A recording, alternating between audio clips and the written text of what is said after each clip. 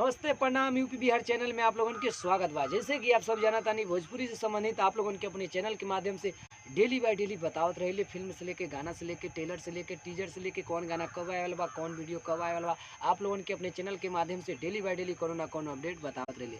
तो आप लोगों से हाथ जोड़ की विनती बा, आप लोग हमारे चैनल के यूपी बिहार चैनल के आप लोग अपने चैनल के जल्दी से जल्दी सब्सक्राइब करनी, ताकि कौन भी गाना आवे से पहले आप लोगों के पता चल जाए कौन गाना कब आए वाला बा, कौन चैनल से लॉन्च होके बा। आप लोगों के अपने चैनल के माध्यम से डेली बाय डेली बतावत रहेंगे। चलिए वीडियो को देर ना करिए, आप लोगों के बता दें कि अंकुश राज और शिल्पी राज के एगो बहुत बेहतरीन सॉन्ग आए वाला बा, कमर लपकौआ। जी हाँ, कमर लपकौआ काफ़ी ज़्यादा मार्केट में आपकी धूम मचाए वाला बा, कमर लपकौआ। जी हाँ, 6 जुलाई वर्ल्ड वाइड रिकॉर्ड भोजपुरी से रिलीज हुई 6 बजे, 6 जुलाई सुबह 6 बजे आप लोगों के देखे और सुने के मिल जाए। वीडियो सॉन्ग आ रहा बा, बहुत बेहतरीन सॉन्ग बा। आप लोग जैसे कि आप लोगों के थंबनेल पर देख के पता चल गया कितना बेहतरीन सॉन्ग ये हो सकेला।